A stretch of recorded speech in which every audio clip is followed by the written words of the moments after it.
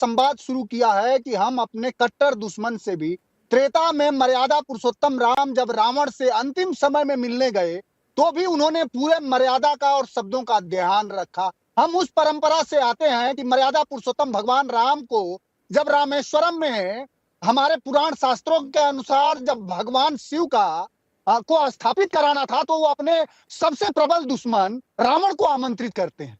आपने जो बात कही, जो सुषमा जी की जो भाषा थी, जो हमारे मनमोहन सिंह की भाषा थी, उस भाषा से आपने बात करी है। और हमारे नेता, श्रद्धेय नेताजी, हम लोगों को हमेशा, और मुझे तो खुशी है कि कम से कम हमारे नेता, अगर हम लोगों से संवादों में कोई गलती हो जाती है तो माननीय अखिलेश जी अनेकों बार हम लोगों को डांटने का काम करते हैं और कहते हैं कि नहीं, भाषा और व्यवहार हमेशा संयमित होना चाहिए। तो यहाँ पर ताली तो दोनों हाथ से बज रही है ना, यहाँ पर किसको दोषी माना जाए?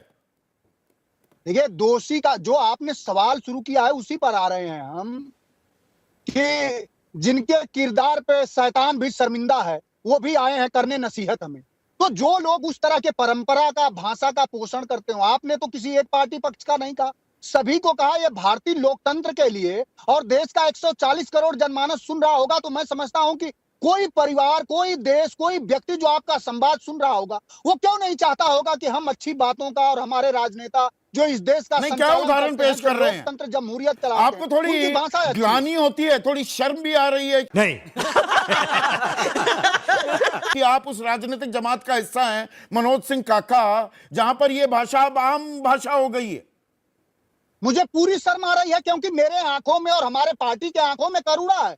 भाई साहब कुछ ज्यादा नहीं हो गया? पेड़ बबूल का आम कहां से होए सुरेंद्र राजपूत, अपने गिरेबान में भी तो झांकना होगा। अपने पर पीड़ा हुई और जो आप 110 गालियां देते घूम रहे थे प्रधानमंत्री मोदी को, तब फर्क नहीं पड़ रहा था, अब दर्द होने लगा। दोस्तों ये वीडियो डिबेट होने वाला है जो कि राहुल गांधी और प्रधानमंत्री मोदी के दोनों तरफ से अभद्र भाषा का प्रयोग किया जा रहा है, दोनों तरफ से वार विवाद हो रहा है। वाद विवाद के चलते ये डिबेट रखा गया है जिसमें कांग्रेस प्रवक्ता और बीजेपी प्रवक्ता और भी बहुत सारे विश्लेषक आए हुए हैं, जिसमें इस बारे पे बात चल रही है कि गोडसे ने क्या बोला, गांधी जी को क्या बोला, कि राहुल गांधी ने क्या बोला, कौन कौन क्या बोला। इस सब बातों पे डिबेट होने वाली है, तो बने रहिए आप हमारे साथ, पूरा वीडियो अंत तक देखिए क्योंकि बहुत ही अच्छा लगने वाला है आपको। तो आपसे रिक्वेस्ट है कि हमारे चैनल पहली बार आए तो चैनल को सब्सक्राइब करें, वीडियो को लाइक कर दीजिएगा और बने रहिए अंत तक। दो बातें मैं बड़ी साफ कहता हूं। पहले, चूंकि आपने बड़ी महत्वपूर्ण डिबेट रखी है, लेकिन इसमें एक चीज चूक गए हम लोग। वो चीज जो है, यहां पर व्यवस्थाएं दो हैं। एक, गाली देना, अपशब्दों का इस्तेमाल करना जो पहले से होते आए हैं, और दूसरा धमकी देना, आतंकी कार्रवाई करना। ये दो अलग अलग चीजें हैं। हम लोग आतंकी कार्रवाई जो ये कर रहे हैं, जो धमकियां दे रहे हैं, उनको और गालियों को बराबर रख दे रहे हैं। गालियां पहले भी दी जाती रही हैं, गालियां गुस्से में निकल भी जाती हैं, माफी भी मांग लेते हैं, खेद भी व्यक्त कर देते हैं, बात भी खत्म हो जाती है। हम इनकी गालियों को, पुरानियों को याद करेंगे तो 10 ट्रक भर जाएंगे, इनको तो 110 ही गाली मिली। लेकिन आप मुझे यह बता दीजिए कि आज से पहले, ऐसा पहली बार नहीं हुआ है, महात्मा गांधी को भी पहले धमकी दी, उसके बाद किसी गोडसे ने उनकी हत्या कर दी। धमकियां मिली थी पहले कि तेरे को मार देंगे, तू ऐसा है, तू पाकिस्तान परस्त है, तू ये करता है, तू वो करता है। वीडियो के बीच में इंटरप्ट करने के लिए माफी चाहूंगा आपसे, एक रिक्वेस्ट है कि आप हमारे चैनल को सब्सक्राइब करके वीडियो को लाइक कर दीजिएगा और बेल आइकन को प्रेस करना मत भूलिएगा ताकि ऐसी वीडियो आपको मिलती रहे। इसी तरीके से लिट्टे के आतंकवादियों ने पहले राजीव गांधी जी को गालियां दी, धमकियां दी, उसके बाद उनकी भी हत्या कर दी गई।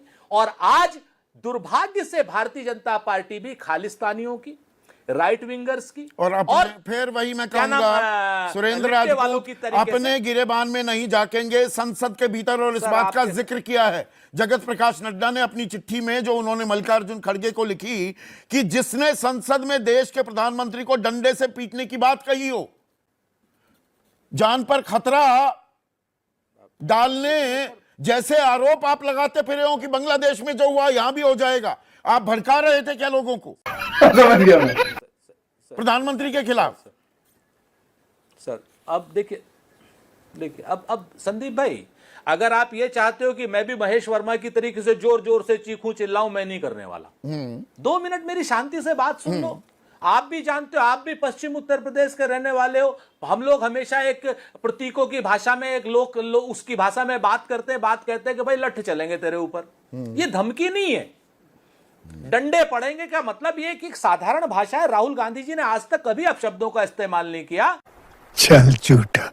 और मैं आपसे बताऊं कि किसी भी जिम्मेवार उस पर उन्होंने कोई अपशब्दों का इस्तेमाल या किसी भी धमकी का इस्तेमाल, अपशब्द फिर भी हो सकता है, एक बार आप उनकी हिंदी अंग्रेजी की बात आप करके उनके अपशब्द निकाल लो, लेकिन धमकी तो कोई मतलब नहीं है। मेरी जो बात पूरी हो जाने दीजिए, उसके बाद जो निर्णय आपका वो निर्णय मेरा। तो फिर से कह रहा हूं आपसे कि उन्होंने कहा था कि डंडे पड़ेंगे, बिल्कुल कहा था। वो एक साधारण मुहावरे का शब्द है। हमारी तरफ आपकी तरफ क्या ये नहीं चलता कि भाई अगर तू गलत काम करेगा तो लट चलेंगे तेरे ऊपर, लोग लठ मारेंगे।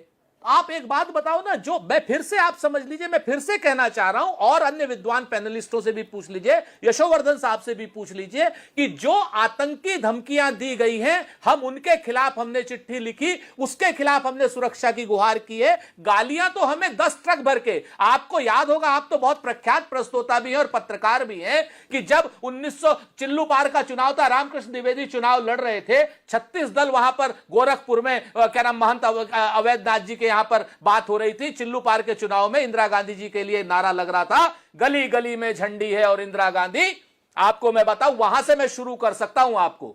आप गालियों की बात नहीं, मैं गालियों का मैं विकृत रूप बता सकता हूं आपको। ठीक छोड़ है, दीजिए वो आपने गालियों का, हरामजादे हरामजादे आप वो ठीक है। तो मैं ये कह रहा हूं कि जिस तरीके से खालिस्तानियों ने क्या नाम इंदिरा जी की शहादत करी, जिस तरीके से लिट्टे वालों ने राजीव जी की शहादत ली, जिस तरीके से राइट विंगर्स वालों ने गोडसे के जरिए गांधी जी की शहादत ली, तो क्या ये उन्हीं धमकियों का और आतंकियों का दौर है कि राहुल गांधी जी की भी शहादत लेना चाहते हैं ये लोग? और उसके बाद जब हम अपनी चिंता से अवगत करा रहे हैं सत्ता पक्ष को, प्रधानमंत्री जो सर्वोच्च पद पर विराजमान है, जिनके ऊपर पूरे देश की सुरक्षा का जिम्मा है, उसके बाद एक बदतमीजी भरा लेटर भारतीय जनता पार्टी के अध्यक्ष पद से हमारे पास जवाब में आता है।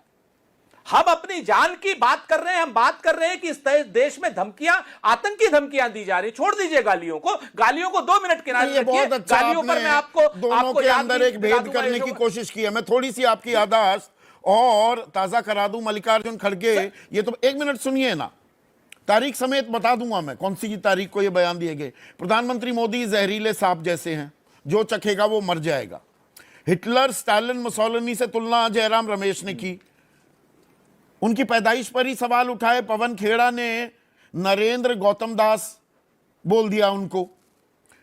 उसके बाद मल्लिकार्जुन खड़गे ही क्या कहते हैं, क्या आपके पास रावण जैसे 100 सिर हैं जो हर चुनाव में चेहरा दिखाने आ जाते हैं? रावण भी बोला गया। बंद करो हाथ। सुबोध कांत सहाय ने कहा, अगर प्रधानमंत्री हिटलर के रास्ते पर चलेंगे तो वो हिटलर की मौत मरेंगे।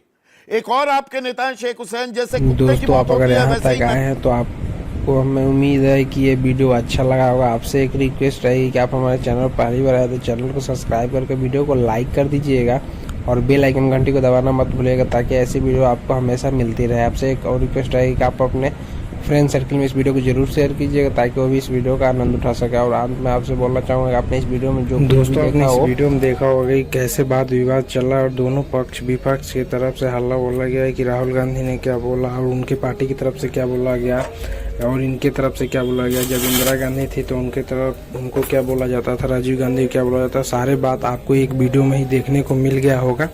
हमें उम्मीद है इसका जवाब कमेंट सेक्शन में ज़रूर दीजिएगा। और ये वीडियो आपको कैसा लगा इसका रेटिंग जरूर दीजिएगा और बने रहिएगा हमारे साथ ऐसी वीडियो देखने के लिए। एक बार फिर रिक्वेस्ट है कि हमारे चैनल को सब्सक्राइब करके वीडियो को शेयर करना मत भूलिएगा। जय हिंद, जय भारत।